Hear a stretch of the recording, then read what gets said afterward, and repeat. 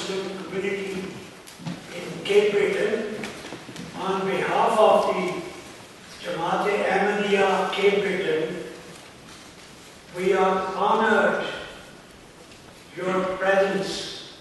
It's a great pleasure to see you all here for this occasion. This is not a first time, this is our fourth Interfaith Symposium. But however, I must thank you people and I welcome you in this, and moreover, somehow you will enjoy speeches. They have given me only for 1 minute for my speech. I pass on this to Steve. I don't think that he needs an introduction. He is the most popular live moderator. Everybody listens to Cape Breton Information Morning. Is the host. I won't say anything more. Please speak.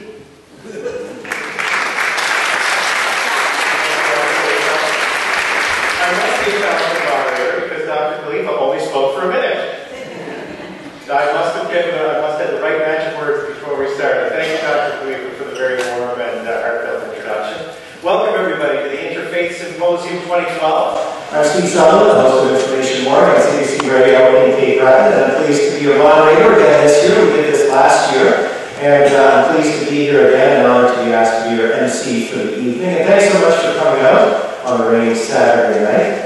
The spirit of this evening is unique. This is hosted by the Ahmadiyya Muslim Jamaat, and it's also a tradition of the Ahmadiyyas going back something like a century or more. It has its roots actually back in the 1800s. There was a lot of sectarian discord in India among different religious sects, among Christians, Muslims, Hindus at one point, and the Ahmadiyya Muslims at the time in that era believed that there was a role for somebody to come together and start talking about similarities instead of differences. And you know, as true as it was then, it's true now. That so much of world discourse and world conversation about religion and about faith traditions and about political divisions sometimes based on talk about differences among people, differences among belief systems.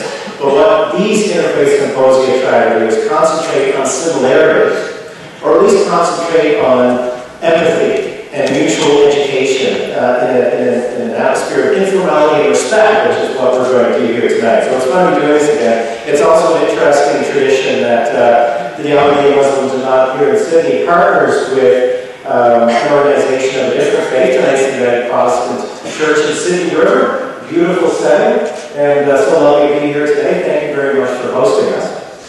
And to start us off today, we're going to have a moment of contemplation. Read a passage from the Quran. We have Muhammad Naeem, who's going to be the honors course again this year. So take a moment, sit back, relax, and listen to some ancient words of wisdom before we get rolling for the evening.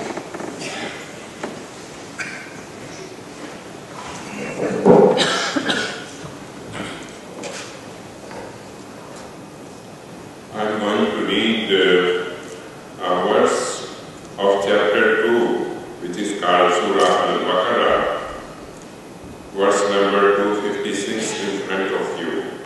First in Arabic, and then I will present the translation in English. A'udhu billahi minash shaytanir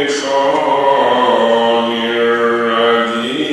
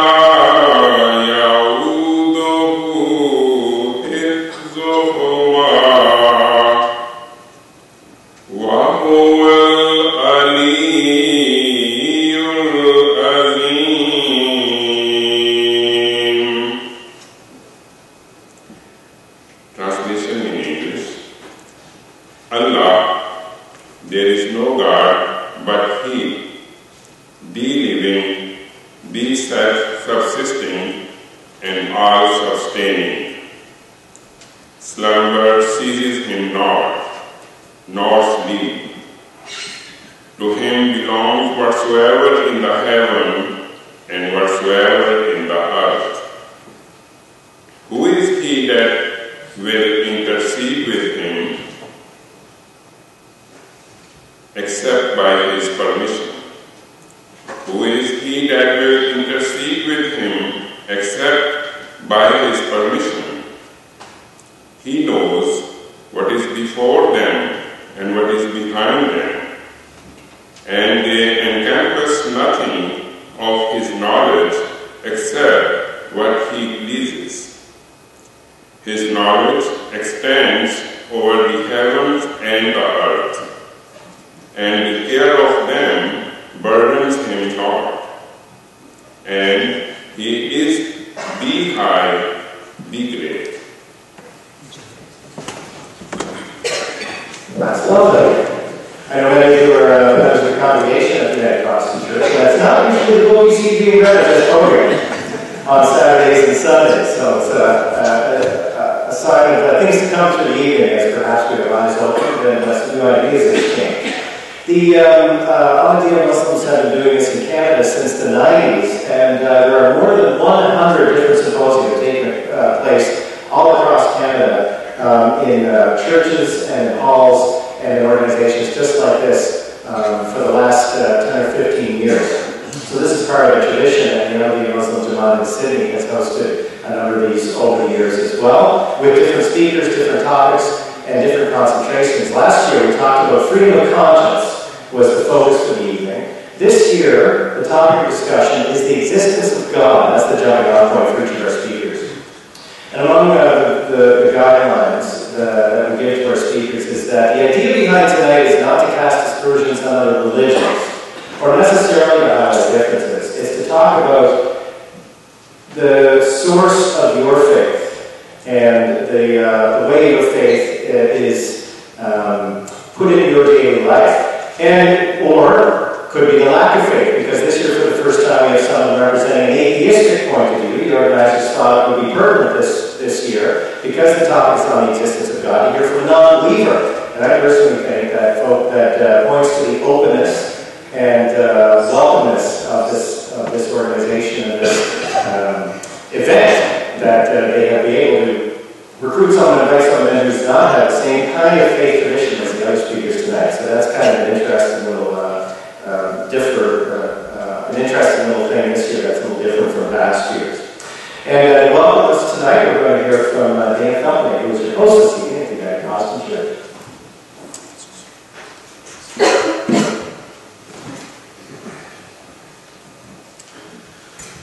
When I was first asked to take part in this, I figured, okay, I could do this in 50 minutes, talk about the existence of God. And then I got an email yesterday saying I'm limited to 10 minutes. So, and then they gave me a 40-minute welcome.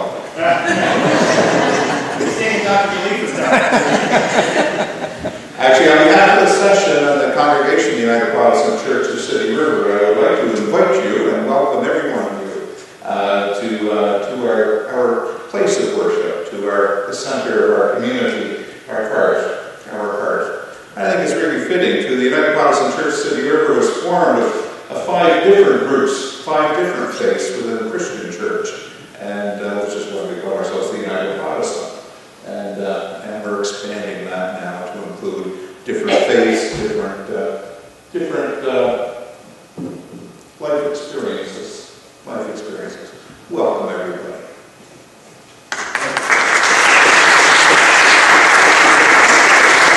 So here we're going to organize the evening. We have people from 5 different faith traditions, or traditions of non-faith, maybe you could call it, with Mark at the end of the table there. And we're going to hear from 3 speakers, and then we're going to have a break and have some beautiful homemade food just downstairs to refresh ourselves and replenish not just the soul but the body tonight, compliments of the Ahmadiyya Muslim Jamaat. Then we're going to hear from 2 more speakers, and then we're going to have a 30-minute question and answer session. And this is very important because all the questions are going to come from you. In your seats, you'll find little envelopes, little white envelopes. Those are your gifts for the evening. It has a suggestion card, some information. It also has a question card. We really appreciate it for the course of the evening. If you have questions for any of the speakers here tonight, or all the speakers here tonight, we have some young volunteers who are going around throughout the evening to collect those cards, and we even gave you a pencil. So make sure you take out your question card and consider something that you'd like to address to the panel. I know from past experience we won't get to all the questions, but these questions are jumping off points for a nice little panel discussion we're going to have at the end. You can ask questions about each speaker's particular point of view. You can ask questions about a specific religion. You can ask points that we'd like this panel to contemplate. We'd like to hear their thoughts on. But it's very important that you submit your questions because that is going to be the foundation on which we build the last 30 minutes of the evening when we have our question and answer session with them now. As Dana mentioned there, we are keeping an eye at time because we want to make sure that we're engaged and that we're all paying attention and still engaged in discussion right until the end of the evening. So we're probably going to go for about 2 hours. I'm asking each of our speakers to stick to about 10 minutes, and we'll be pretty precise with the timing. If you went to our American debate at Center 200, you'll know that I'm very precise with my timing. I'm not going to be quite as firm with our speakers tonight as I was with the American candidates, but I will be keeping an eye on time. And I'll give our speakers a 3-minute notice, a 1-minute notice, and when I stand, I have about 30 seconds to really bring down the house in the final portion of their speech. So each speaker will get about 10 minutes. So don't forget, throughout the evening, to fill out your question card. Make sure you give it to one of the young fellows. Where are our young runners? Are our card runners back? Okay, they're up and about there. So throughout the evening, they're going to be going through getting the cards and bringing them up to me. So at any point in the evening, you have a question, and you see these young fellows running around, make sure you get the card in there and we'll your question. And this would be a good time to remind you to turn off your cell phones, your iPads, your iPhones, your smartphones, computers, anything along those lines. We're going to start today, we're going to go through our speakers in alphabetical order, and we're going to start with the Islam point of view. Our speaker is originally from Pakistan. He's devoted his life to the service of his religion. He's worked as an Islamic scholar in Ivory Coast, in Mali, and Burkina Faso. He arrived in Canada in 2009, and he's based in Montreal. He's an Islamic scholar for young gay Muslims east of Montreal. Flew into Cape Breton today, his first visit to Cape Breton Island, and we still have a little bit of coverage for him. Representing Islam, please welcome to Cape Breton Abdul Rashid Unwar.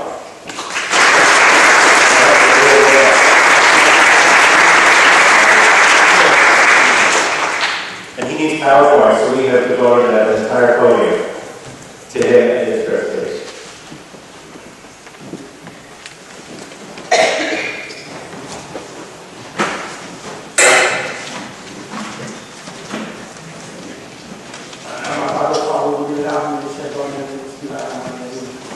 Dear brothers and sisters, I present my Islamic greetings by saying Assalamu alaikum wa rahmatullah.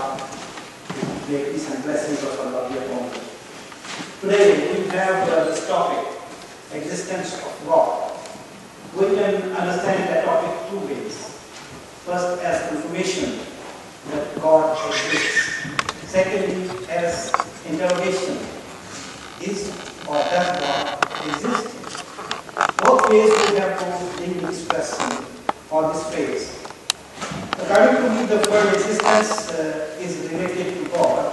If it is not related to God, then God will not be an important word. And the same problem, the same word, existence, if it is not well interpreted or if it is not well understood, then that can create many problems. And we have that kind of problems in the history of mankind, the history of belief. We have seen that problem, and because of that, we can say that many people, they say God does not exist. Because without the appropriate understanding of this world, we will not be able to understand God, because this particular word or concept has played a very important role throughout the human history of belief in God. And logical reasoning about God, a man thinks if God exists, then he, means God, must be bound to thinking and perception of man. Furthermore, a man thinks that his intellectual capacities are higher or superior than those of God. This mistake divides human beings in two major schools of thought. The first group will declare that God is nothing more than an imaginary God or imaginary object, while the other group, on attributing some contemptible character he proclaims that a relatively powerful God exists, but he has a lot of flaws and imperfections in his character. This mistake leads man ultimately to the absolute denial of the existence of God. Sometimes I will not even blame atheist thinking, because those who represent God have portrayed God such a way that an intellectual will logically say, if this is God, then better not to waste my time in the futilities of belief. Does God exist? If it exists, how it exists? What is the nature of the existence of God? Is it like a chair? Is it like a chair? Or is it like a table? If you go, please, more. Yes. If you go to the Google and just type the most expensive chair, you will have that. $27 million. That chair will remain forever. It may be useful, it may be beautiful, but it will not stay long. And then if you want to see tables, most expensive tables you can see. But God, is it like tables, or even if it is most expensive, or is it like chairs, even if it is most expensive?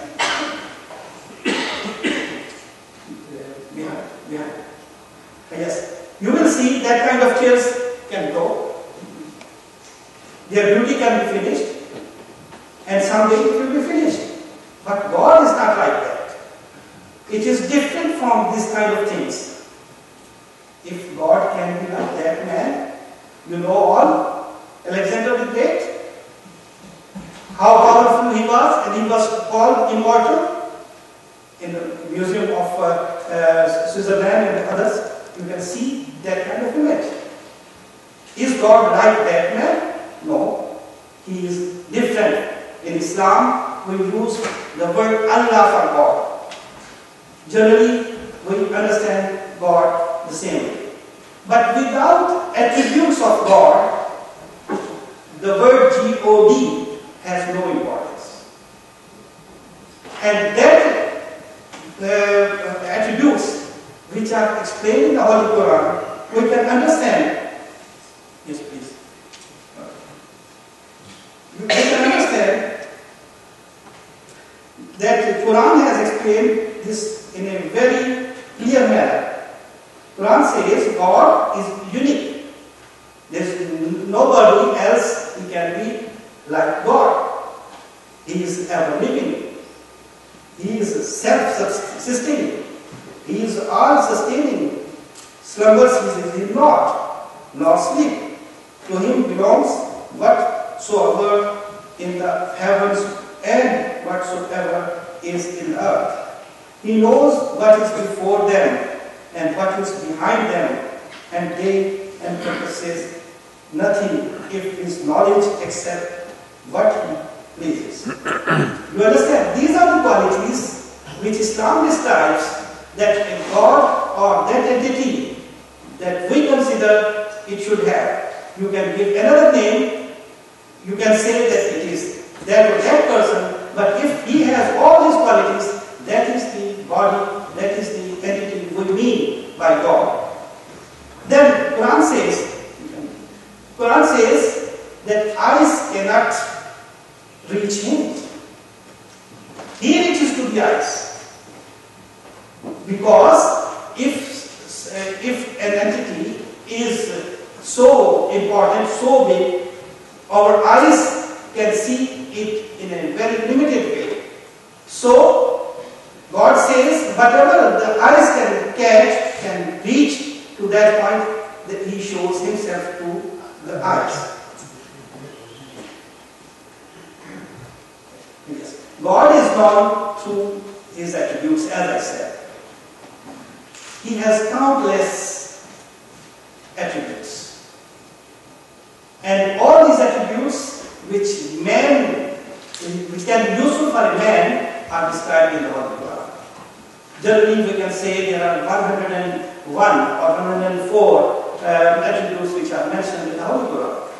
But he has countless attributes. God, we believe he is eternal. He should never die. He is compassionate. He is gracious, merciful, and all-powerful. And if we say that we are near to God, that means that we have achieved that point where we are just like certain attributes of God. If God is merciful, we have also a part of mercy in our character. If that part of mercy reaches nearer to God, then we are nearer to God. But physically, we can't say we are near to God. The physics of God, we cannot understand with our sensations of this world we have. Then again, we can understand through the Holy Quran. What Quran says about God, he says, it is God who created the heavens and the earth in accordance. Not only he has created, but he has created in accordance with the requirements of wisdom. There is a wisdom in every creation which God has manifested. He says be, and it will be. He has nothing to do with an effort, extraordinary effort to do something. He has all such powers with that he can manifest all these things. His word is the truth. Whatever he says, he never lies. His will be the kingdom. His will be the kingdom who on the day when the trumpet will be blown. He will have all the powers, the day of judgment. He is the Lord of the unseen and seen. He is the wise, the all-aware. These are the qualities of God. That we can have proofs of the existence of God also. But just one proof I will give, that is, God, we have seen in the human history that many people they have told us that they have come from God. If they do not come from God, they must destroy, because if they don't have that kind of support from God, they cannot stand. So, if they have, even there was their enemies were very fierce enemies, they were poor, they were unhonored, and they had no influence, but did any of them fail in his mission? All of them were victorious. If God did not exist, then how these people could prevail while their opponents were completely expunged? Thank you very much.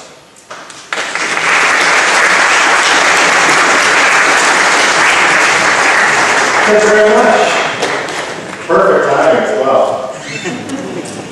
Don't forget, if you have any questions that come to mind during the presentation, make note of it on your question card, and we'll collect those cards and use them to conduct our conversation at the end of the evening.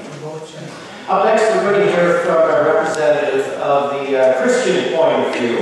Our next speaker is from the Christian faith tradition. Of course, is one of your hosts here this evening. Growing in Place Bay, he's been a minister for 26 years. He's worked in Saskatchewan and New Brunswick. He's our host today, along with the Congregation of the United Protestant Church of Sydney River. Please welcome the Reverend Dana Feldman.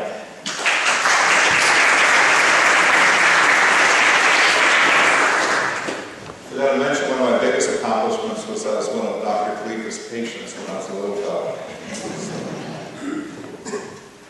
I'm representing the Christian faith. I think the Christian faith has about 1,000 or 2,000 different ideas about the existence of God. And if I had 15 minutes, I would go into all of it. But I want to talk to you about two different images of God Christian faith. The first image of God that's found is a God that's remote, a God out there, a creator God. And God created the earth and stayed outside of the earth. Every now and then God will come in and do something and go back out. We pray to God to give us winning tickets for the lottery. Come in if we win and do that. Or if we don't win, God didn't come in.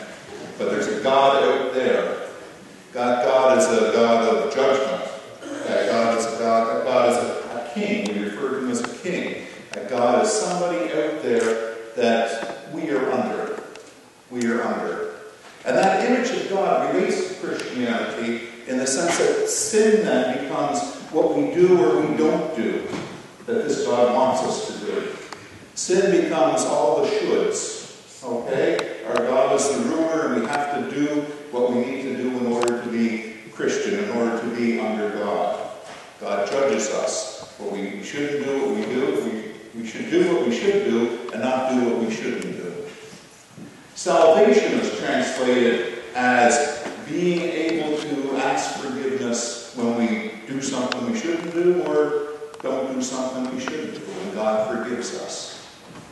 And belief comes into the sense of we have to believe everything that God says. It's a very literalistic faith.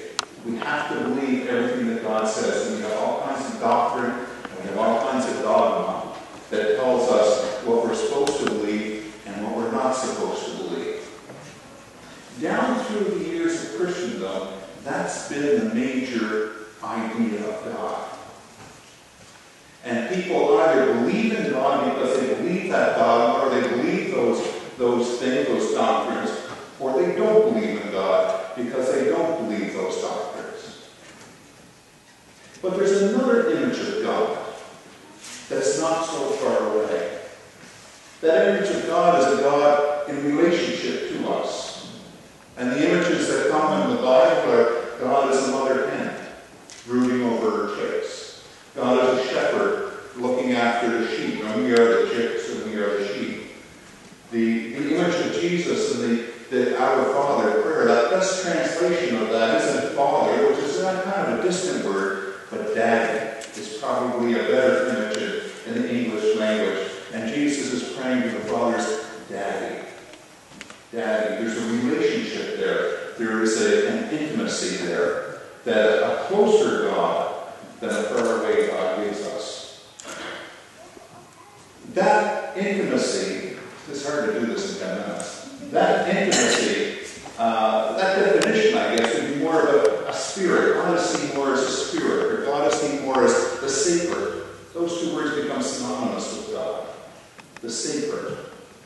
And what it is in relationship, sin then is not what we should do or shouldn't do. Sin becomes being estranged from God, being away from God. And salvation means coming back to God. And it's not so concerned with heaven and hell like the first one is, but it's concerned with being one with God and being one with each other. And the faith component is being faithful to God, being in fellowship with God, being in community with God and with one another.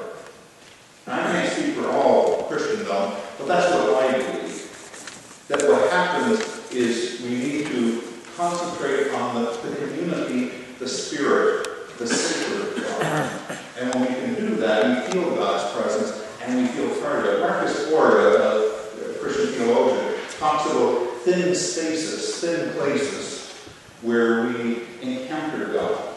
And what he's referring to then there is those times in our lives where we felt that we were in the holy, where we felt where we were in the sacred. Some people talk to me and they say, sometimes when we sing a certain hymn in church, I feel God's presence around us. Some people say when their grandchild was born, they felt that special moment, that holy time.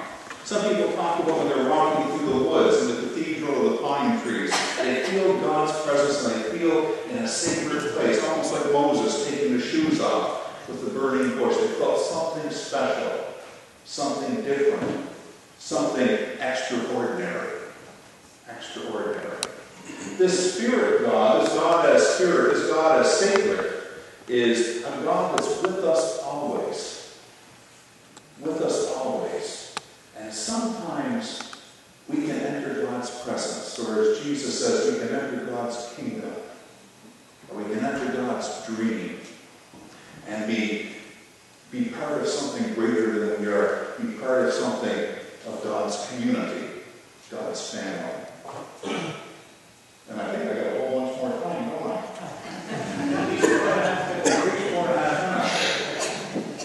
Funny thing happened, you know, I actually don't talk that fast. So, Did they like saying that? basically what that means for me, is that the experience of God is far more important than the talking of God. The experience of God. And I know in my own ministry, in the communities that I serve, what I try to do is set a feeling tone within the community. A young speaks of a feeling tone. When you walk into a place, you feel something. You feel something that's welcoming, something that's accepting, something that wants me to be there, or wants you to be there, or wants him to be there, or her to be there. And we feel that being part of that community, we feel connected with each other. I always talk about the God within us when we hear the wisdom of God, when we listen. You know, for me, prayer is listening. And when we can hush the noise around us, and we come with a concern on our heart, and we can pray or meditate, and we come to that still place. That still place. And all of a sudden we realize we know what to do. Or we know what we can do. Or we know what we can be. That's God speaking to us. That's God. For me, that's being connected to the God within us. I was wondering about these notes. I thought they had left his lights on.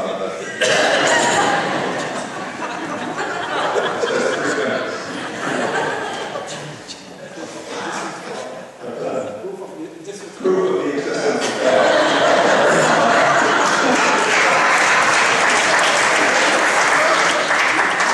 For me, the fact that we are all here, the fact that we're looking for somebody, for something, that we're looking for a connection in life, a connection with one another, and a connection with something greater than anything we can be on our own. That speaks to me of God. And what we can do when we're focused that way is amazing. Is amazing. I look at the Christian faith in Jesus, of course. And one thing we know about Jesus is that Jesus was a spirit person. He was a sacred person. And we know that everything that he did in the scriptures, all the stories that speak about, he seems wiser and more connected and more multi-dimensional than normal people. That there's something he's in touch with that gives him a sense of what's right, gives him a sense of what's possible, gives him a wisdom that we can only touch sometimes. And it's those types of things that we can do that. There's spirit people in all of our faiths. There's spirit peoples in all of our faiths. And there's people that we know that seem to be more spiritual than other people. That there's something different. Each one of you knows that. That there's something different about some people in your life, some person in your life, that you really can't put your finger on it. But you know there's a wisdom there. You know there's an acceptance there. You know there's something special there. Because I left my lights on. Something special there. So think about all those times when you felt that thin veil, where you stood close to God, where God was close to you and you recognized, because God doesn't go away, we go away. We don't see. But when we can open our eyes, when we can feel part of something, where we can feel God's presence, we can do amazing things.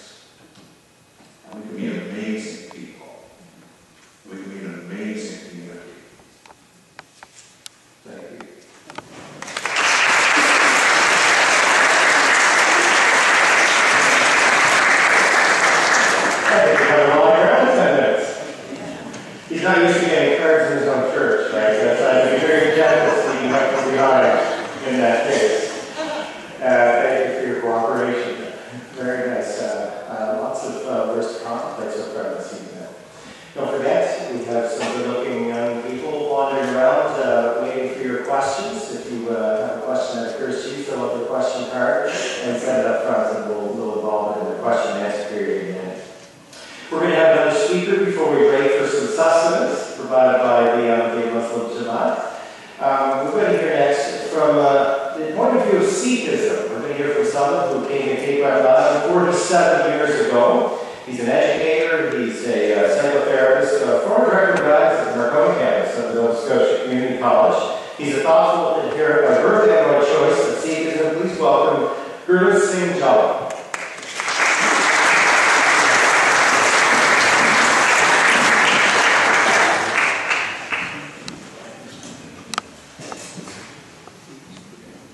To start with, I'm not a preacher.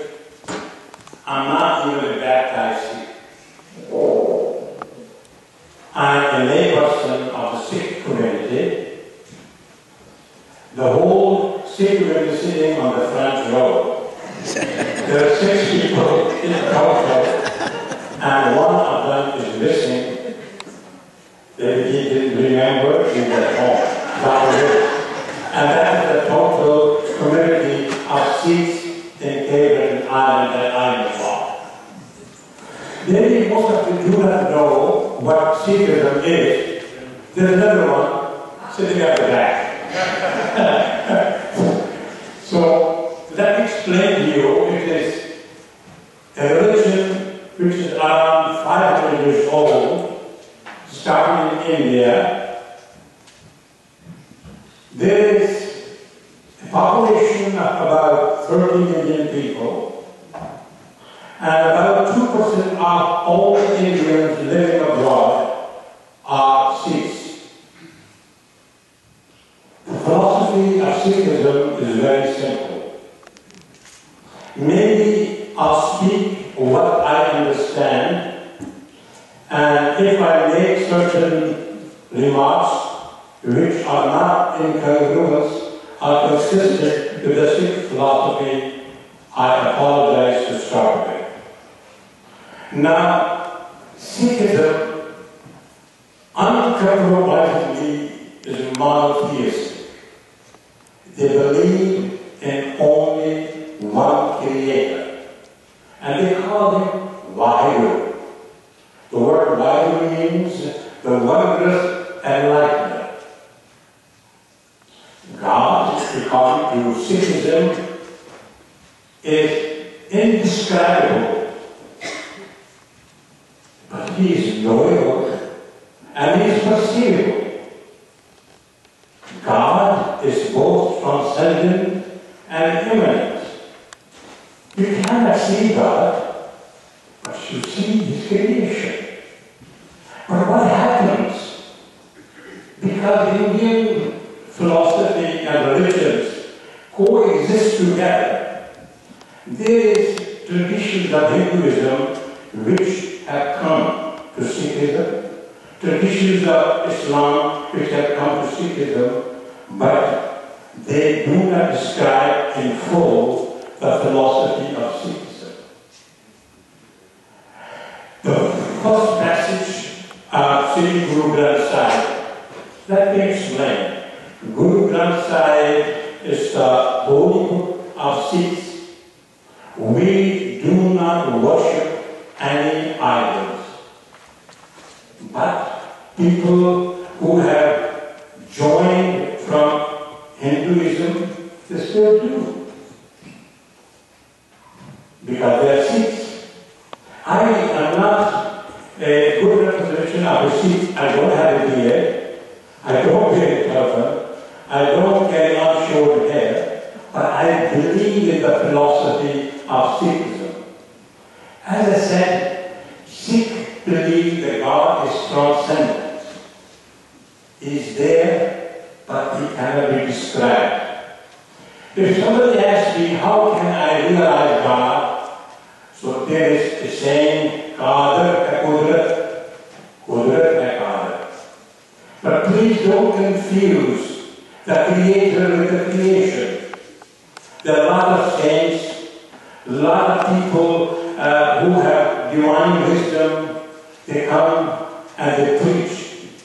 Instead of worshipping the one Creator, we start worshipping them. In Sikhism, that is a no-no. Now, let me describe you the first passage of Guru Granth Sahib. It's called Mool Mantra. That's the basic philosophy of Sikhism. It says, Ek Ankar. It means one. There's only one Creator. What is His name? He's truth. Truth cannot be altered. Karta Purukh. He is Creator. He self-existed. Nirbhav, Nirvana. He has no enemies. He's not afraid. He has no enmity. No, because he has no equal. How can he be afraid of anybody when he has no equal? He's all by himself. Now then, there comes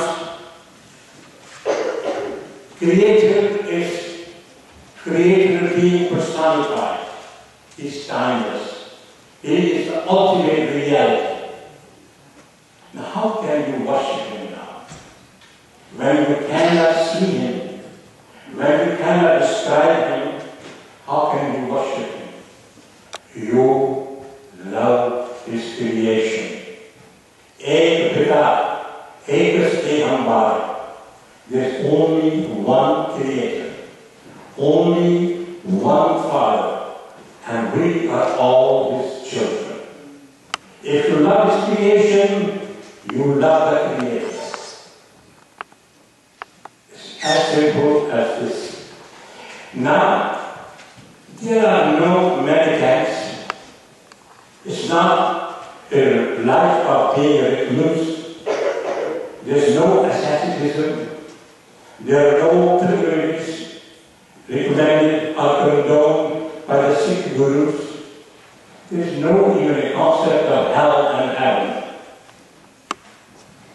It is a religion of actions. You reap what you sow. The deeds you perform in this world, you have a choice. God gave you the wisdom. God gave you the choice.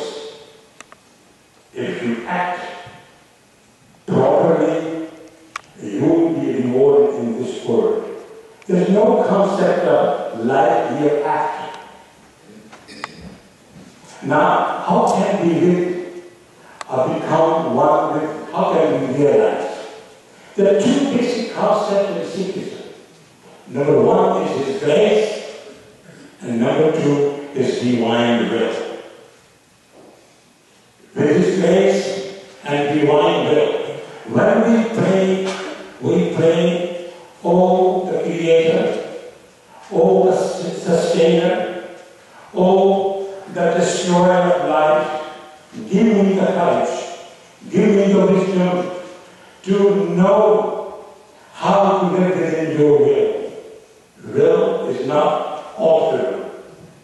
And this is the prayer I receive every morning.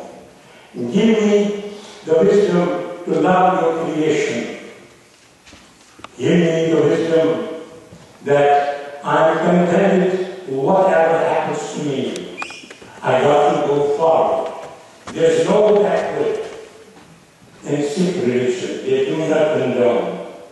It is a religion of the household.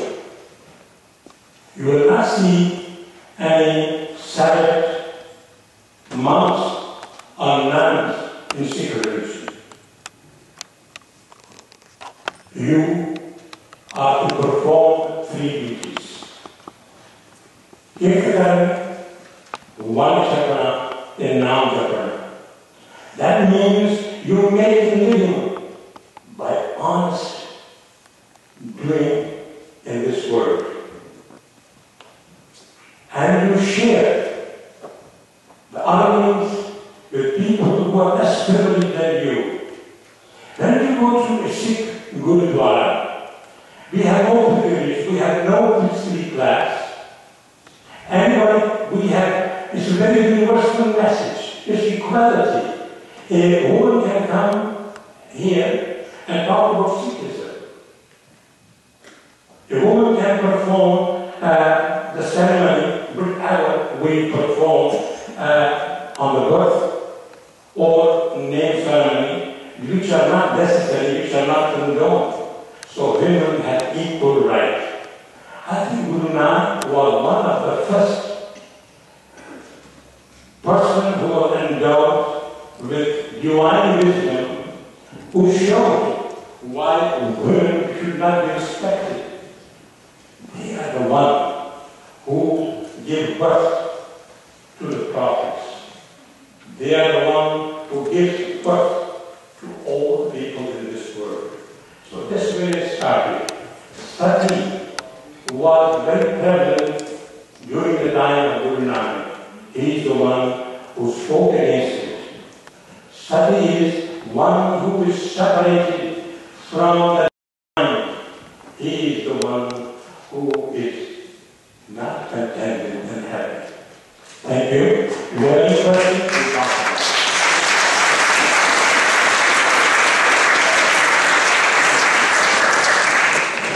Very eloquent speakers so far tonight. We're going to be ready for something to eat for a little while now. We're nourishing the mind and the soul and the body here tonight at the Cosmic Church. We're getting some very interesting questions, by the way. Here's the one that was brought up. Is praying a request that God change his mind about something? Kind of a new way to look at prayer.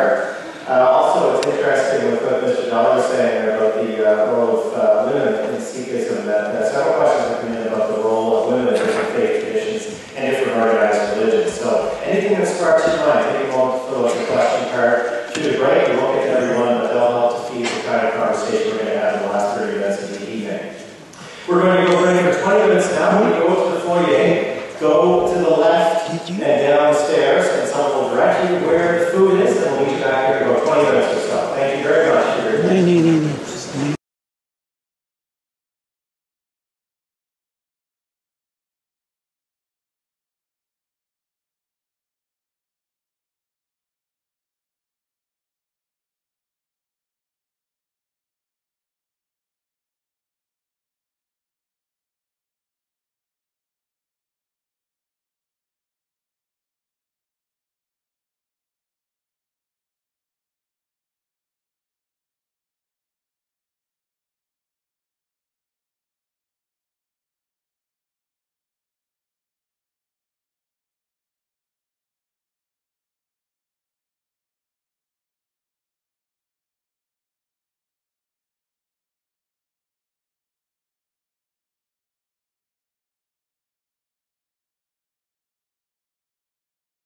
Leaders in that community are getting a little bit older and a little less energy for sorts of evenings like this. But it's certainly an invitation that has been extended and will in the future. And Dr. Khalifa was also telling me, by the way, during the break, that they decided to make this an annual event. The Ahmadiyya Muslim Jamaat every year.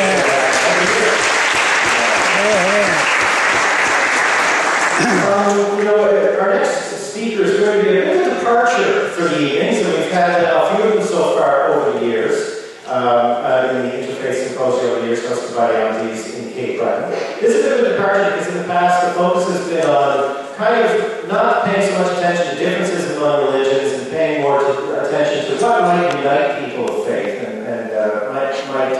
what overlap there might be among different traditions of faith. And I really think this is a symbol of the openness and inclusiveness of the spirit behind this evening. And tonight there's been actually a non-believer invited to address the Interfaith Symposium. It's really pertinent this year to invite an atheist because the focus is on the existence of God.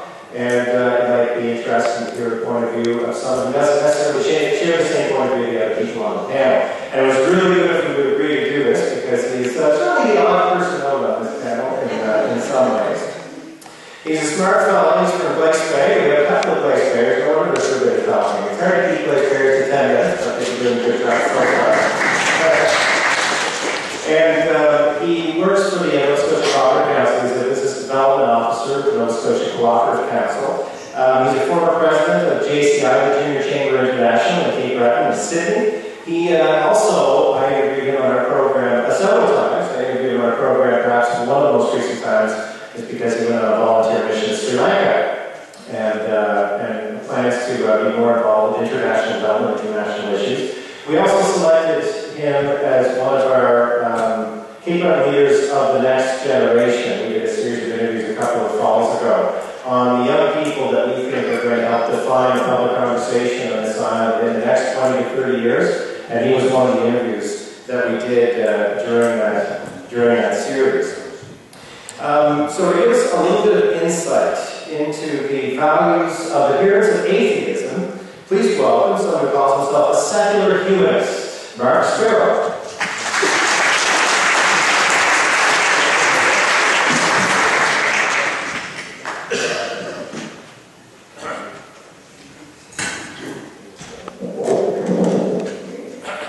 Deep breath. I'd like to thank Ahmad for the invitation into the Ahmadiyya Society here in Cape Breton, and also I'd like to welcome those who came from away to be here tonight, and thanks to Steve for the moderation. I'm not sure I'm really supposed to be here tonight.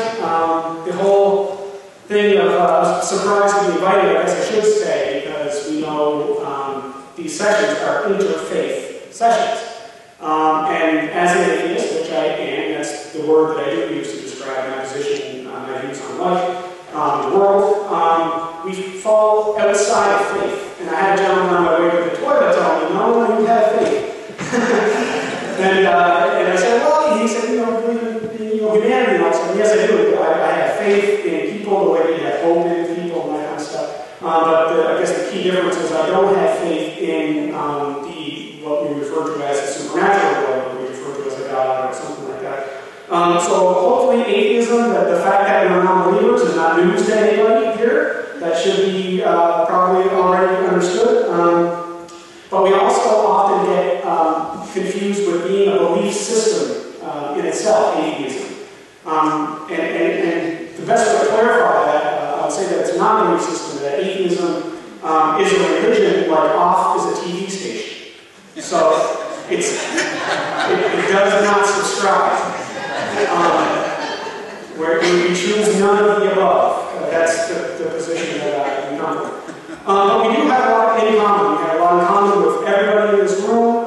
In fact, even in terms of belief, there have been thousands of gods throughout time, over the years. We talk about a very select few nowadays. We're surrounded by people that believe in a very select few, but there's currently hundreds, if not thousands, of gods worshipped around the world. There absolutely has been thousands over time. And most of you believe in none of those gods. You don't believe in their characteristics, their dictates, their dogmas. It doesn't bother you in the slightest that you're not following the beliefs of those gods. I agree with you on all of that. I just happen to go one level further. So I'm very thankful for the inclusionary aspect of being invited here tonight. I do feel a bit like Daniel in the lion's den. I do hope I will emerge unscathed by some kind of miracle and nobody's thrown anything at me yet, so I think we're real good. Pythagoras has once said, do not say a little with many words, but a great deal with few. And my time is running short already, so I'm going to move on. The theme is the existence of God. It's probably appropriate that I am here if you didn't want to have everybody agree with that statement. It is a rather affirmative statement, the existence of God. I thought of asking Ahmad if you change that to the existence of God, also probably not. But I read my welcome before I got here. So what I think of is how people get their religion in the first place. I used to be a Christian, but before that I was an atheist. I was born with any particular religious beliefs. And then at a certain point in my life, somebody, my parents, who loved me and were great people, were Christians, and they told me that I was also a Christian. By the nature of being born by them, it's assumed that I would be a Christian child. Not under any contemplation of any other gods or worldviews or lack of belief, but just the very nature of being born of Christian parents meant that I also was a Christian. In fact, who you're born to and where you're born are the largest determinants of what you're going to believe in your life. You're likely going to carry those beliefs on, pass them on to your children, hence religion carries on throughout time. Now, not everybody, some people leave faith, some people go to another faith, and then you have some people that don't like any religions, but they like to believe that there's something more to the out there or some higher power, and they call themselves spiritual but not religious. And then you have people like me that currently is not, doesn't believe that there is any other higher power or supernatural power. But that's not doing the move for me, and I'll get to why. Statistics Canada in 2005 has shown that in Nova Scotia, 12% of the population claim no religious affiliation. So we're a larger group than you might think. We are among you tonight. When I went to the washroom, again, I ran into a half a dozen people that said, "We understand." And I got that in confidence from some people, and I got wide open from others. So, you know, we're your neighbors. We're every kind of person you run into on a daily basis, us atheists. There is also new data from the United States that the nuns, none of the above, category has been rising. It's now at 20% of the United States population is also non-believers, claiming no affiliation, only to be trumped by Catholics in terms of numbers of the size of that group of people. Many atheists remain in the closet. There's a social stigma attached to atheism. That's why I was nervous about coming here tonight. You know, even though so many of us, there's so many people that claim no religion, it's not often that you'll see somebody come out and speak about it because there is a social stigma. My mom cried when she heard I was an atheist. So, you know, you have friends who are believers and believe the faith, well, then maybe that person doesn't necessarily want to be a friend anymore. In many cases they do. But it's looked at negatively. Atheist, as a word, is looked at as a very negative thing. When really it's just, at the most simple definition, it's just a lack of belief in God. So the panel may be closet atheists. There's a group formed called the Clergy Project, and it's an online, anonymous organization that's been struck over the last couple of years for people that are in the clergy, people that are faith leaders, that are atheists. But they can't come out. They can't come out of the closet as an atheist because of the ruined life. What it often does lead to troubles with marriage, troubles with your family, troubles with your community, and you extra your whole life in this position as being a faith leader. All of a sudden, you change your mind. What are you going to do? So this group called the Clergy Project is actually headed up by a woman from Sydney, originally from Sydney. She's the executive director of it now, but it's not a Canadian organization. It's Canada and the United States. So there's atheists among us, even in our faith institutions, which is an interesting idea. Why do people become atheists? What would lead somebody like me, who was formerly a Christian, to decide that, well, no, now I think I'm atheist? And really what that has the most to do with is it's applying a certain level of critical thinking and to certain claims that are made. So every religion throughout history has made claims about the supernatural, about the afterlife, about what humans should do on this earth. And they claim that they know this through some kind of divine intervention. Atheists demand evidence for those claims. And the evidence that we get when we say that we demand evidence, the kinds of things that we hear are, no, it's evidence because it's in the Bible. We don't accept the Bible as evidence, we accept it as a book. They say, no, it's true because there's miracles. And we say, well, you don't necessarily believe miracles for what people who believe they are miracles believe. So there's all kinds of reasons why people become atheists. But really it boils down to what we perceive as a lack of evidence. We perceive that the burden of proof for backing up the claims of various religions rests with people that hold those faith. The ones making the claims, extraordinary claims require extraordinary evidence. And until we see it, we won't be satisfied by things like, well, the book says so. Others are happy to not have that evidence, and they have faith. So you believe it for the sake of believing it. You don't need evidence. You don't need evidence of a scientific nature that's tangible and testable. You're happy enough to say, no, this is my belief. It's faith, and therefore this is my religion. And that happens for many people. As an atheist, we don't see faith as necessarily a good thing. People have it, some people don't. Other questions that I get as an atheist is, how do you know right from wrong? Isn't your life bleak and miserable without God? Aren't you worried about what will happen in the afterlife? I hear these things all the time, and they're basically best address those answers through the worldview of secular humanism. So secular humanism is basically a deity-free worldview. We don't believe, again, in the supernatural. And we believe that we can be good without God. We believe that we are accountable, and the Sikh gentleman will probably recognize much of what I'm saying here. We believe that we are accountable to ourselves. We're responsible for our own actions, and we're responsible to the people whose we either, if we do something that's wrong, we harm somebody, we're responsible to that person. We've got to make it right with the people we offend in our immediate vicinity without concern for a punishment or a reward in the afterlife. It's a consequentialist worldview, so it's the idea that what I do on this earth has real impacts on this earth here and now. We also don't believe that there are divine reasons why people should, that certain clothing that maybe you should wear, or what you should eat, or eat sex, what type, or who with, or all. That's not a great concern for us among consenting adults. We accept the scientific process and the scientific consensus that the universe is 13.75 billion years old. The Earth is 4.5 billion years old. That life began 3.6 billion years ago.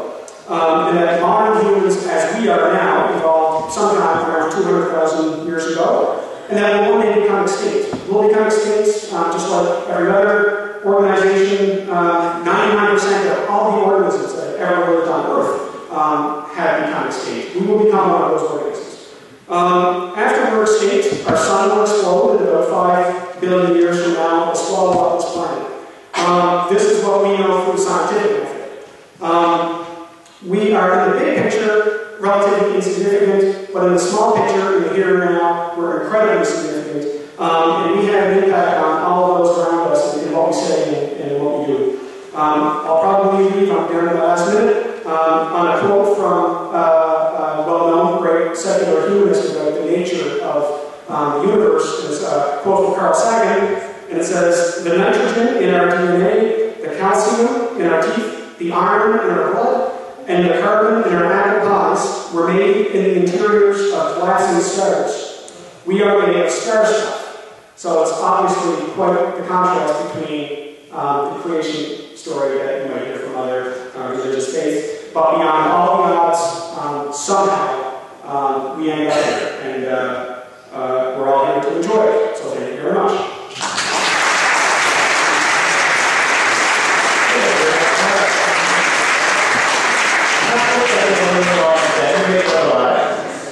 Although the night's not over yet. I want to remind you too, if you have any questions, and we have a lot of question cards coming in from so we're getting some great questions for all the speakers. Again, I won't get to every question. We have 30 minutes for our Q&A period, but I do take all your questions to kind of form the kind of discussion it sounds like as a body we'd like to have, and all the discussion will be based on actual questions that you've asked. So we have our young volunteers going around. This is your last chance to get your questions in, because we're going to present our final speaker, and then we're going to have a 30-minute Q&A period before we wrap it up for the evening. We having a good time so far?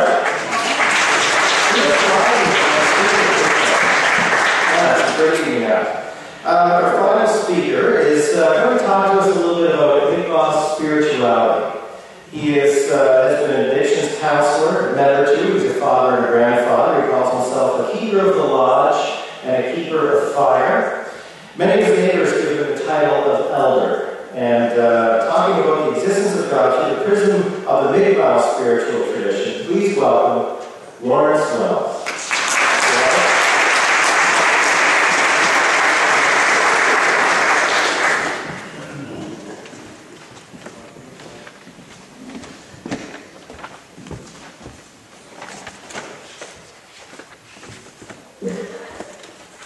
Good evening. My name's Lawrence in English, and my name is Luan, and it means Lawrence. And, I'm a Minimal from America here, and I'm also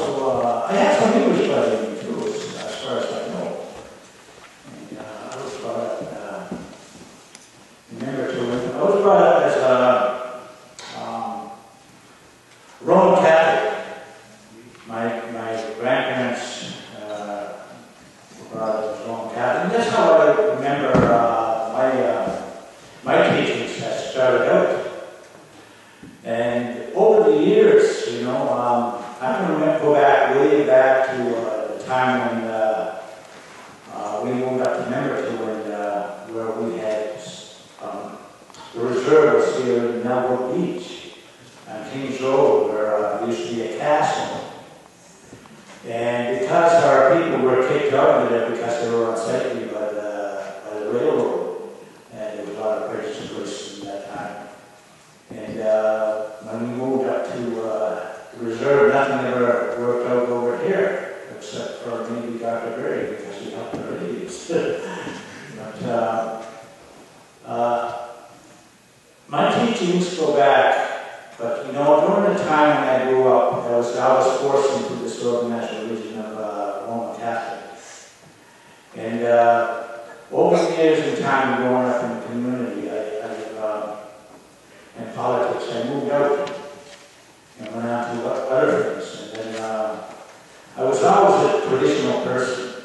I always believed in living off the land because as a native person, we weren't given exactly a silver spoon or this sort of thing.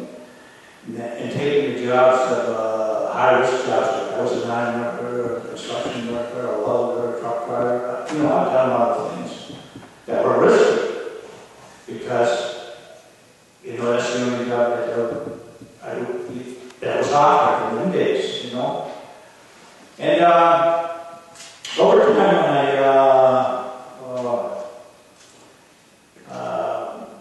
when I got sick one time, I had an elder come to me and he said, you know, what do you believe in? What's your belief, you know? The doctor told me that you have to, you know, I had a lot of ailments that time, so I had to get a class again everywhere for like blah, blah, blah. And he asked me, what do you believe in? And I said, I believe that maybe I can survive without going through this. And he said, okay, I'm not trying to. And I said, yes, I do. I have a member that tells me, what do you believe in? Do you believe in yourself? I said, yes, I do. Do you believe in anything other than that? I said, well, I believe in a power greater than myself. I believe in a power greater than myself. And they, you know, during that time, I had about 7 surgeries, and I had a hernia here, screen or something over there. And I survived all that. I survived about 7 surgeries. And I depended so much on my elder that I followed his ways. Then I got back to the traditional ways, and you know, looking back to how I survived, living off the land and believing in the system. Before I came here, I was out in the woods. And knowing that I was going to come here, I had peace like one of the speakers mentioned, I believe it was Dolly, the way you find peace in that creation, creator. And in our teachings, creator is Isu. Isu who made existence of life and respect. And in this creation, there's teachings. There came a lot of teachings in this. So, along with these teachings, I was able to go in a direction, you know, I guess a good or orderly direction, G-O-D. And over the years, following these directions, I've had earned our pipe. Not my pipe, our pipe. I used to pipe to it for you. I don't smoke. But that, you know, if we have problems out there, like being an addiction counselor, I run into a lot of situations over the years.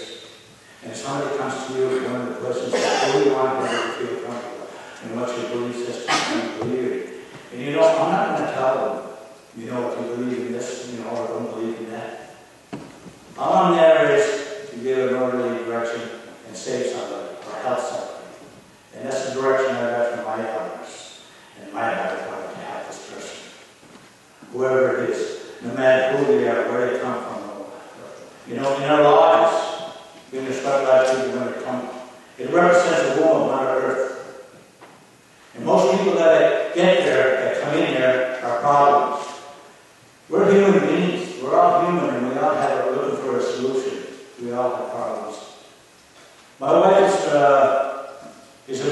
also.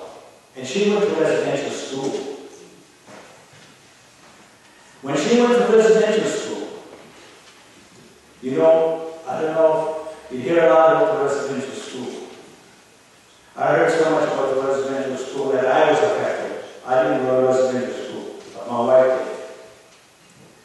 did. And the thing is, it was the government and the Catholic Church that got together to assimilate us, the native people, the Aboriginal people.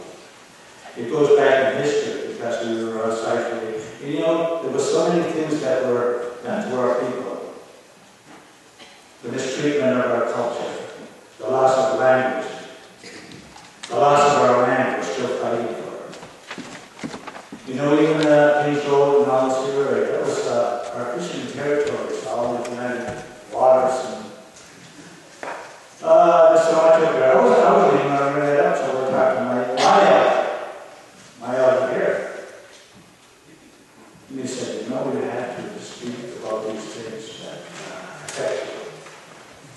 And you know, because of the religious situation, I didn't want to offend anybody. Part of our culture is respect.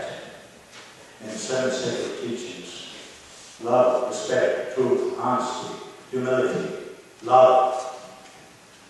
You know, I like to render my alien minute left. We got that with us. What did I do? No, I left the card there from Mark. Oh. Thank you.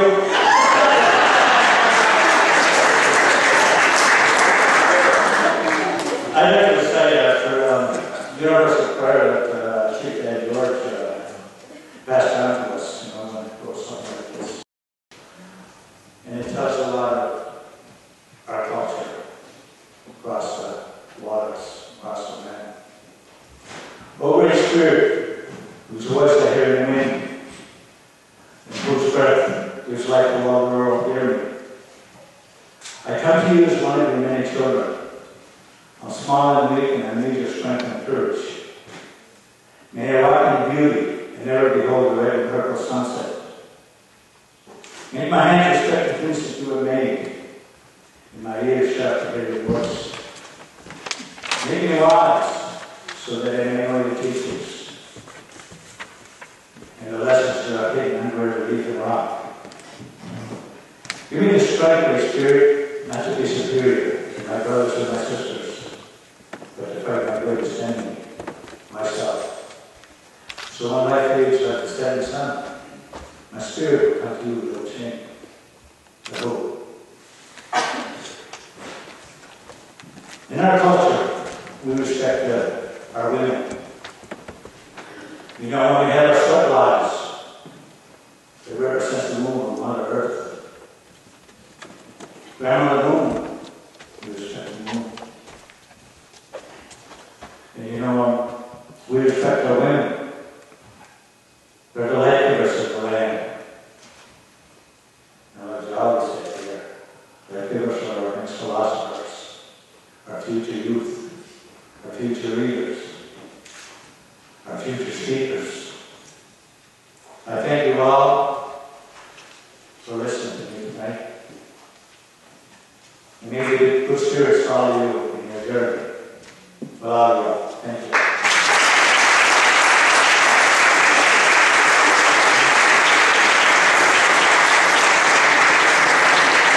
Thank you very much, Lawrence. All right, what we're going to do now is we're going to have a 30-minute question and answer session based on the questions that you passed in, and they're still coming in as of 3 seconds ago. And like I say, Lawrence, you're right on time, so somebody is speaking in your ear. And we don't have a microphone for each person, so we're going to take 2 microphones. Mark, would you mind grabbing that microphone there? And you can pass over from this end, and you guys can share our microphone. This end.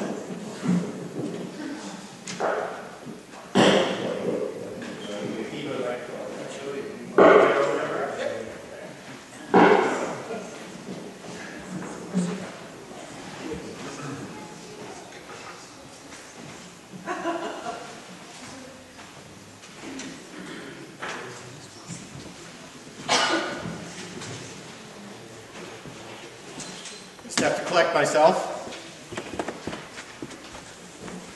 I'm going to come down here so that I can see everybody and help direct the conversation. A moment, please. You guys can take an extra minute if you had one more thing to say. It's okay. This is your chance, yeah. No, It's actually a great variety of questions and a lot of very interesting and thoughtful questions to help us direct the conversation out for the remaining 30 minutes. And I thought we would start with one that is very pertinent to the conversation we're having here tonight, the topic on the existence of God. And this is someone who has posed two statements. And they're asking you if this statement is true or false. No one can know God exists, but all can believe God exists. Is this statement true or false? Who would like to start us off? No one can know God exists, but all can believe God exists. Can you know God exists? Mr. Arnold? Yes, of course. Everybody can know God according to his own capacities. But God exists according to his capacities. That's why I explained he reaches to the eyes, eyes that reach to him. He should manifest the means to let the eyes reach to him. Second point I told that I explained that God is known by attributes, not by touching physically something, as you can touch this wood or something like that. That God will be known through attributes, and these attributes are manifested everywhere. And everybody should have the chance to see and experience those attributes of God. For example, God has created the sun. Everybody, believe or not, he will be able to benefit from the sunshine. Other things like that. He is merciful, he is kind, he is everlasting. All these things can manifest for a person who wants to know that. What if we were to thought, how do you know God exists? How do you know that he's there? Who asked that question? There's no name, but you know it's tough one. How can we know? I would say that I know because I felt God through experience and relationship. And I guess I feel God through compassion. And I think that's where God works the most for me. It's through compassion. It's being able to feel for somebody else. Feel the pain that they're going through and physically feel that and respond accordingly. And I think that Marcus Porter was in the whole thing with 3 different ways of looking at belief, and I don't want to do that tonight. But for me, it's basically I've had that experience, and I know many other people have had that experience where they feel God's presence somewhere in their life, and sometimes it's during times of trial, sometimes it's during times of celebration. They felt those moments. I wonder, Mark Sparrow, what do you make of that concept of faith? That people of faith feel they know that God exists through the power of their belief. Do I have to answer that? You want to leave it in? We don't have to finish that in Canada. No. I mean, the idea is that everybody's great understanding here. The idea is that we're educating each other on our values and the systems that we use to interpret the world. I think people will understand that you're interpreting the way you see the world. Because, of course, this is a big source of, this is something that you don't have that other people have, that concept of faith. Well, faith, people from time immemorial have had faith in some kind of God. That's just the way the world is. That's the nature of humans. Humans very often feel a need to feel connected to a higher being.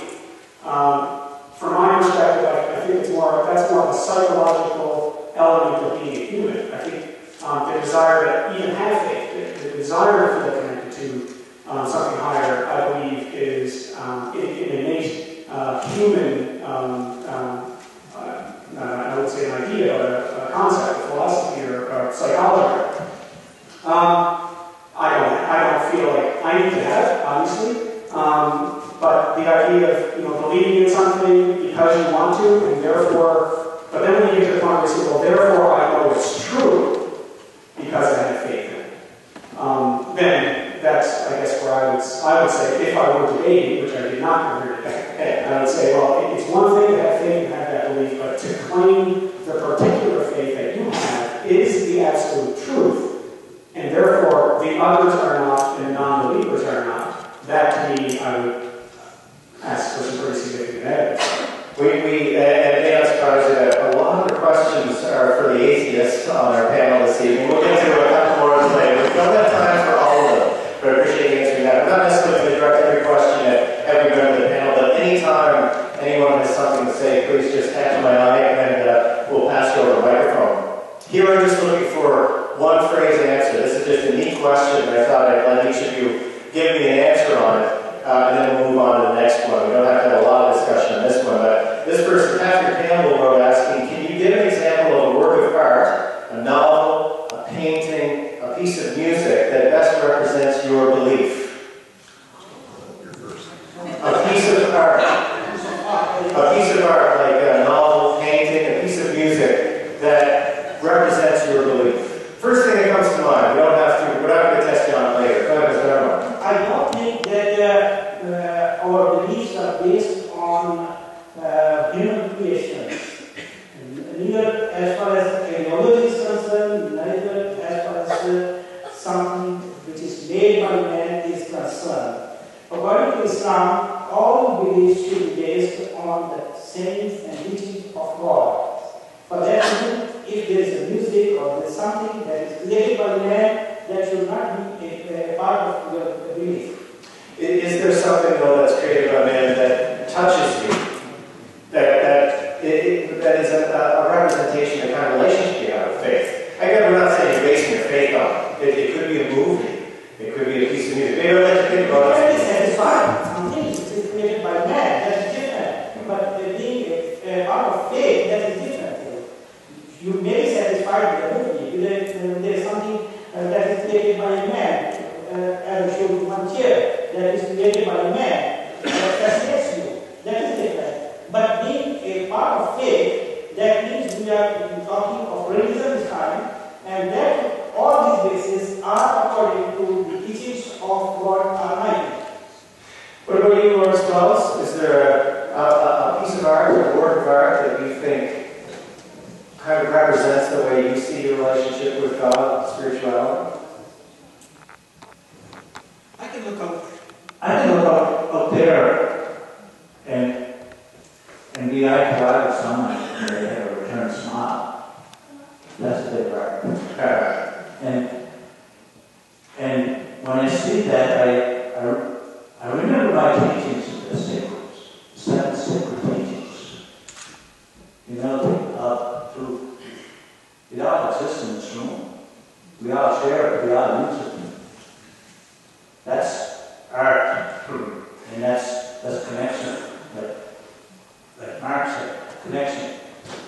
We're connected. Bruno Jolly, what about you? It's a very hypothetical question, very abstract. Let me give you one answer. If we believe that God is perfect, and so is the creation, when I look at God's wells, I say, feeling of wow, what a beautiful creation He has created. When I look at spark, mark, sparrow, same thing. It's a feeling of wow. God always makes things which are perfect. There's nothing He has made which is imperfect. That's an interesting statement. We'll get back to that. It was a really pertinent question someone else had that really made that point just a second. Dave, what about you, like a book, a movie that moves you? Every other one. I can't think of one in particular. The one that comes to mind is that the art of motorcycle maintenance? Oh, yeah. Robert Person. Yes. It's about a man, it's a journey he's making. And it's about a journey. It's about a journey he's making, a physical journey with his son traveling across the states on his motorcycles back in the 60s, I believe. But it's a journey himself. He has just come through mental illness, a breakdown, psychotic break, and he's trying to find himself again. And I guess that struck me. Every decade of my life, since I was 20, I read that book. I read it was 20, 30, 40, and I just read it again a few months ago, and I'm always finding something new in it. But it's that journeying, I guess, for me. And there's many books that talk about that, the journey. And I guess for me, faith is the journey. And, very nice. Zen and the other motorcycle maidens. Mr. Ronald. Just I will add something. Our founder of the movement, Mirza Ghulam, he has said something that is very important. He says a man cannot fabricate simple feet of an insect. Simple feet of an insect. Perhaps you can run it, but can you give that life to that? How it is possible for a man to fabricate the life which he has given to the man? That is the base of all faiths. All right, Mark Sturwood, was there a piece of art that, when you read it like that, really speaks to me? There's an Australian singer/comedian. His name is Tim Minchin. And Tim Minchin has a song that's called White Wine in the Sun. And I played it 1,000 times. And White Wine in the Sun is about a guy himself who is not a believer, and he sees the world in a similar way that I do. And then he's reflecting on Christmas is coming up. And, he's a little irritated by the commercialization of Christmas, which I know many believers are too. He's irritated by that, and he's surrounded by Christianity and all this kind of stuff. But he's on his way to visit his family in Australia from being on the road, and he's got his 2-year-old daughter. And he knows that when he gets there, he'll be drinking white wine in the sun, and his daughter will be passing around the room like a puppy at a preschool, etc. So to me, that speaks to my worldview, and I think it's a beautiful song. It's called White Wine in the Sun. All right, White Wine in the Sun, and you can read Then the Art Motorcycle Maidens at that playing the stereo. Lovely question, Ms. Gamble. Thank you very much for the question. Okay, this gets to something that Jolly was talking about earlier, that God has not made anything imperfect. We had a question from someone who asked, what role can belief or disbelief of God play in the existence of mass murder of human beings, of war crimes? And this is a parenthetical comment of mine. I guess one way to interpret this question is, if God exists and if God is good, why does evil exist? Why does he make terrible, terrible things? Mr. Armar? Okay, so I will just let you know what is darkness. Darkness means absence of light. An absence of obeying the law of God that invites evil. Evil comes when you don't obey God. God will never ask you to do something bad to anyone. But if you do not follow the divine instructions, then you will do bad to other people. So it means that evil is not from God. Evil is the absence of that light, you can say, as darkness is the absence of light. Mr. John, as you said, everything God makes is perfect. Let me elaborate on that. Book written by a rabbi. I don't remember the name of that rabbi. The name of the book is Why Bad Things Happen to Good People. Yeah. It's an excellent book, and he explains in that book. God is still perfect. Now, obeying or not obeying, he does not mention in that book. Let me give a perspective of Sikhism. God gave us the freedom and the wisdom to know right from wrong. I am the one, if I am a mass murderer, I am responsible for my actions. I can't blame God that I disobeyed him. No, I did not listen to my inner voice. God resides within me. Did I consult him? I don't know. The only definitive answer is the Creator knows himself.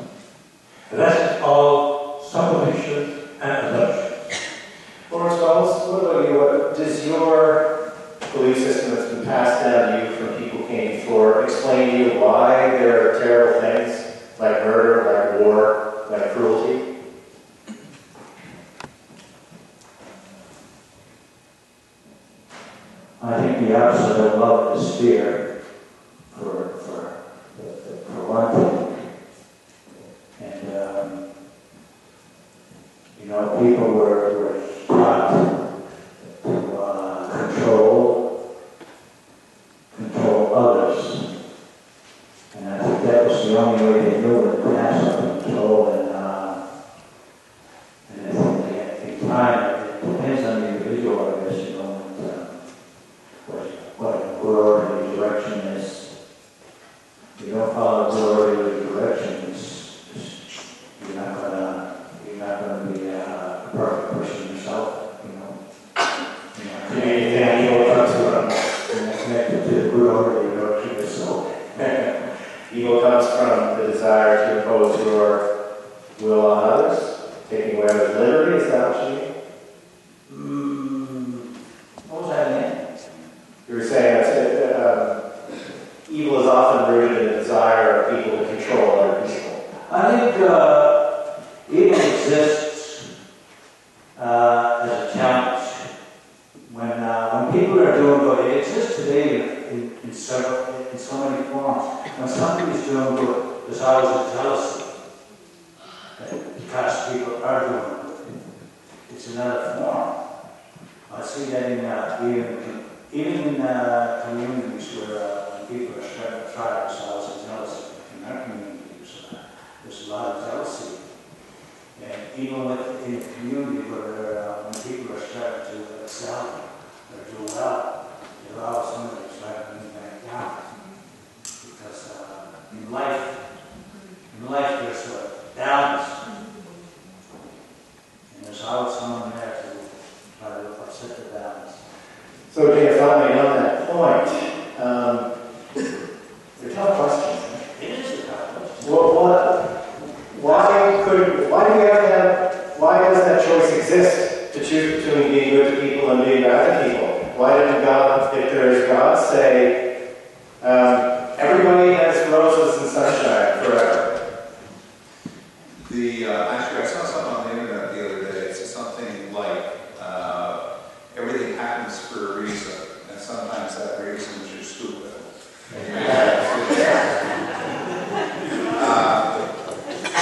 I reject the whole premise that God causes kind of things to happen.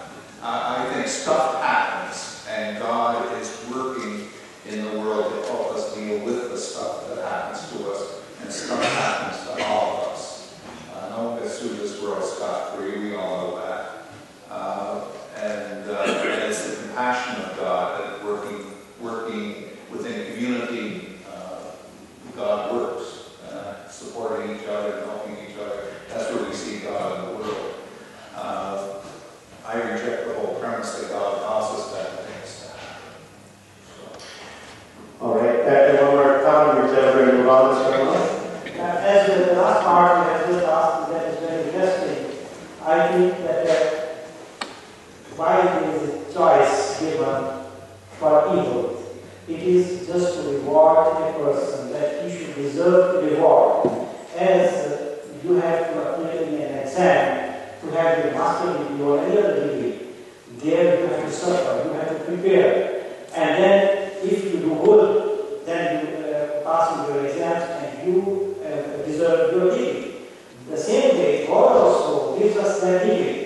And if we work well, then God considers us as we have passed that point. For that reason, there is a choice. Okay, thank you very much, gentlemen. We're solving the problems of the world 30 minutes or less tonight in Sydney. Some questions for the atheists. Yes, I'm saying sure, yeah. Okay, so from my perspective, if the question is, why is there evil in the world, or why do so many bad things happen? We often don't like to think of ourselves as a part of the animal kingdom. We have obviously evolved to a point of intellect that we are quite distinct from most of the other animal kingdom. But when you look at what happens and what humans do, it might be worth reflecting that we're half a chromosome away from a chimpanzee. We have created societies, we've created divisions and cultures and nations and communities and political structures that we haven't quite worked out yet. We haven't got it all worked out yet. And it wasn't that long ago that we had none of these things. So we're on a line of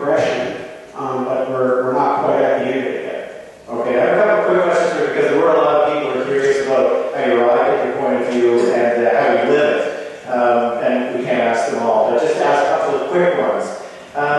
Has being an atheist affected the way people interact with you?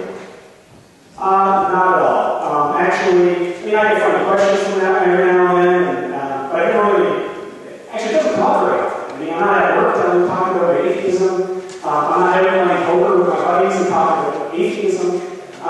You know, I had to tell my parents at some point that did, I mentioned earlier, that had a negative impact. But we got over it together. And but besides that, I mean, it's really mostly a non-issue. I've actually gone to, not anything quite like this, but I had been invited in the past to go to Dave Sauer's church in Place Bay. And Dave had an evening where they wanted to discuss different belief systems and talk about some of the difficult things in the Bible and all this stuff. So that's the only opportunity I've really ever had to do something like this. And in both cases, as of tonight, it's been nothing but people being incredibly involved, which gives me great hope and optimism for people of Cape Breton that we're not only welcome to believers, but apparently to non-believers as well. So I'm very pleased with how it's been. That being said, though, I'm a lucky one that I live here. If I was saying the kind of stuff I'm saying here tonight in a number of other countries, there would be people waiting for me outside the door. So I'm very fortunate that I live in a country that allows me the freedom to do this, but I recognize that right now it's a very moment for people being put in very harsh situations for having the same belief or non-belief that I have. Another question we had is, could you please discuss the connection between atheism and morality? Well, I don't think that there is one. Atheism is simply a lack of a belief in a God. I don't think that atheism itself is something that speaks to any type of morality. I don't think we get our morals from religion. We're obviously of many different religions and without religions, but we all know, regardless, that it's not a good thing to go out and kill somebody, to harm somebody. We know that if you do a good deed, it has a good impact on somebody. I think that there's a level of this being hardwired into us. I think there's a level that involves laws that have been developed over many, many centuries of human civilization. And I think morality, more than anything, comes from being human and seeing how your actions impact other humans. And hopefully we continue to do the actions that have positive impacts. Like I said, there are a number of other questions I can't ask. We don't have time to ask them all, and we have some other areas. No swear words. What's that? No swear words. No swear words. Maybe you complete the answers later, right? But I'm asking this one, and I hope you'll take it in the spirit of which it's being asked, because I think it's probably a reaction a lot of people of faith have when they find out that someone doesn't believe in God is very important in their lives. And one person wrote, you don't have kids, right, Mark, at this point? Say you did something. She's saying, how can you raise your children and tell them that this is a godless world when all their friends believe in God? Have you looked at a little child or a beautiful flower, and how can you not believe? Sounds much like the argument for Santa to me, but well, I mean, do you not tell your kids that it's not Santa because all the other kids? I mean, from as far as belief, having raised, well, I don't have kids, so I can't speak to personal opinion. If I had kids, my position would be to allow them to make a decision on their own. I first of all wouldn't tell them there absolutely is no God, and that's what you have to believe, because I don't believe there is one. What I probably do is teach my kid about all of the different faiths of the world, what they each believe, what the position of atheism or secular humanism is, and I'd probably ask them and say, when you get to a point in your life where you can apply your own reasoning, your own critical thought, you get to pick whatever one you want. If you don't pick the one, if you don't pick atheism, well, I love you as much as I would otherwise. It would not bother me in the slightest if I went about with a Christian or a Muslim or otherwise for a job. That would be that person's decision. All right, I appreciate the answer. And keeping in mind, that was a tough question to ask, and it's very short. Well, we're understanding these things because we're asking them, right? This is a question, maybe I'll ask you, Reverend Feldman, to start us off on this one. Bob Nicholas asks, what is God's intention for the human race? What's expected of us? And maybe Mark, the question would be, what is our purpose? Do you see a purpose? purpose. But Dana Feltman, what is God's intention for the human race? What's expected of us? I think God's intention for us to be a relationship. I think that the story of the Bible speaks of relationship. The story of all Holy Scriptures is a story of a relationship that people are developing with God. And it takes various tracks, some good, some not so good, and probably in all of our books and all of our histories. I would say that I think for me, it boils down to compassion. God expects us to be in relationship with God and with each other in a compassionate way. To be welcoming, to be open, to be accepting, even of to be accepting of everybody. And I think you made a comment, or somebody made a comment about my religion is the right religion and stuff. I think if we ever say that, we've lost the trail. I think we need to be open to all ways of being in the world, and open to all the ways people find meaning in life, because that's what it's all about. How do we find meaning in life? Group St. John, what do you think? What does Steve is to tell you about our purpose? What are we here for? What's expected of us? Before I answer that question, I'm just remembering what question you asked Mark Sparrow.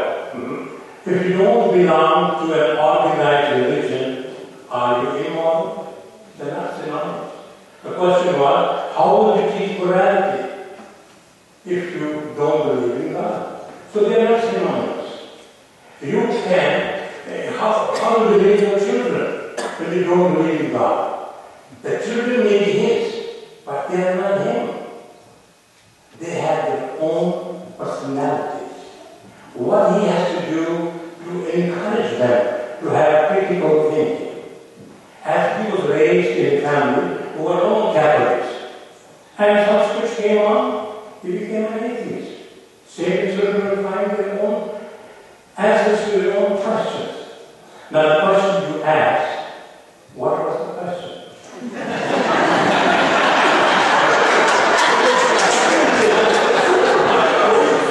What is our purpose? Okay. It's an easy one. Come on.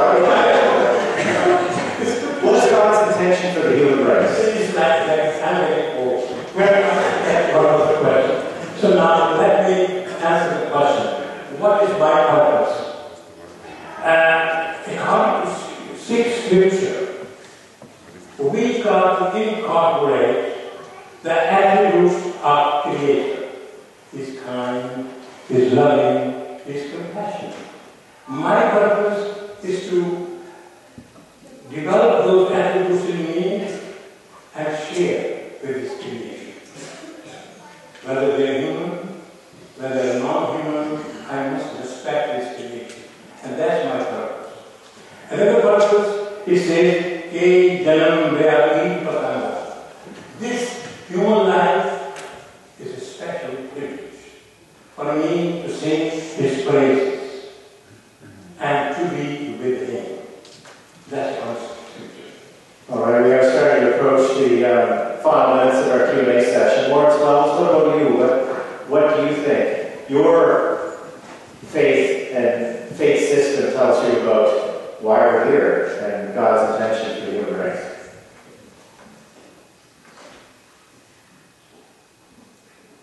I would say 2 words. I think peace and unity for all mother of children. We're all mother of children.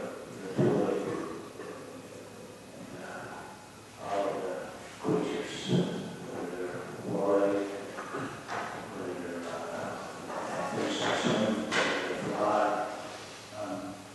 peace. And our purpose is unity. Mark Sparrow, we'll vote for you. Well, of course, I don't believe in God, so I don't believe God has a particular path for humans. But what I think is that humans are in a struggle against nature and against ourselves. So how long we stay on this earth, it will depend on how long does it take before a giant asteroid strikes us or a nuclear meltdown happens and we're no longer here. I don't think we're in some kind of a battle of, whether it's gods or devils or whatever. I mean, the plan, I don't think there is a plan. I think it's just a matter, a consequence of being in a natural universe, that there are forces that are imposed on us and there are forces that we create. And I think one of those forces are going to one day do us in. That's inevitable. It's done in, like I said, 99% of every other species that's ever been on the planet.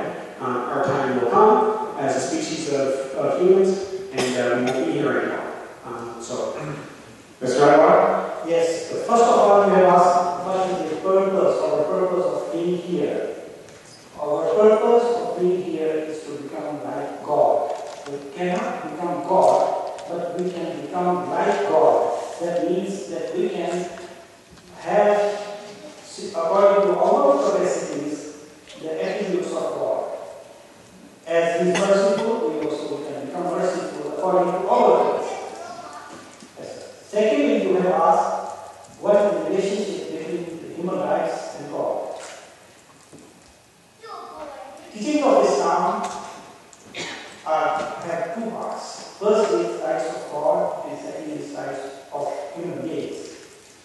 And all details are given with minute details, you can say, about every domain of life. The thing is that without loving the creation of God, we can't love God. That is the relation between God and His creation. And if we don't love the creation of God as if we don't love God, and that's why Islam emphasizes on the rights of human beings the same way as the rights of God. Islam goes beyond that point. He says that Allah can forgive His rights, but if you violate the human rights, He will not forgive you. That is the relation between God and the rights of human beings. Thank you very much. Now, there's no one here to give me a card, so I'm giving myself a card. That was our question and answer session. Let's hear it for our panelists tonight. It's not an easy job.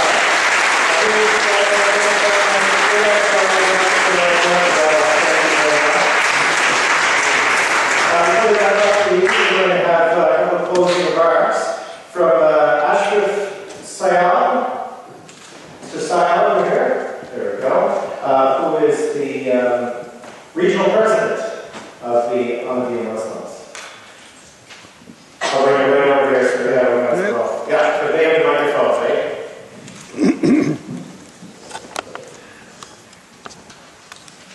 Thank you. My assignment is one of the most pleasant one. I'm just requesting you to hang on to your faith and non-faith for the 2 minutes. Hopefully I will finish by that time. I'd like to thank all of you, whether you're sitting on the stage or in the views. You have been very patiently listening to all the speeches and encouraging all the speakers in the question and answer session. I'd like to